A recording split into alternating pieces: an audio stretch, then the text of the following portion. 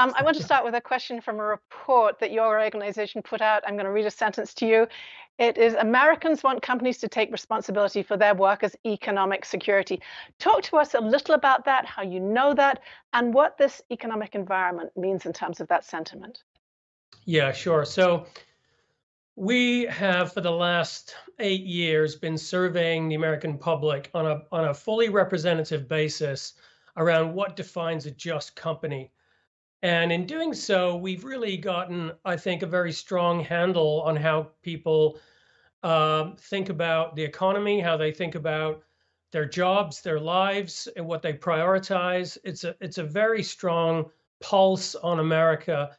And I think, obviously, this year we've been very focused on how companies are showing up in this moment.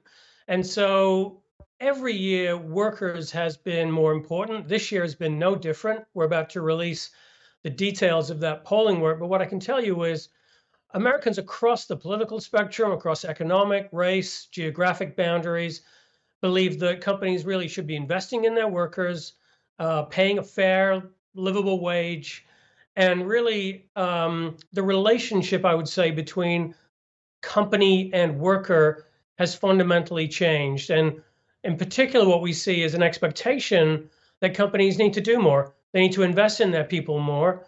And there's a very strong business case for doing that.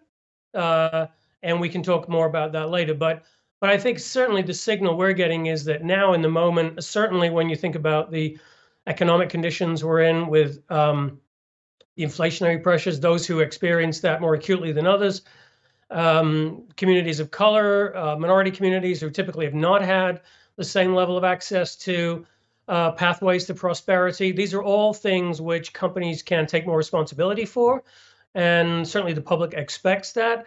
And in doing so, everybody wins. This is the sort of the just stakeholder approach.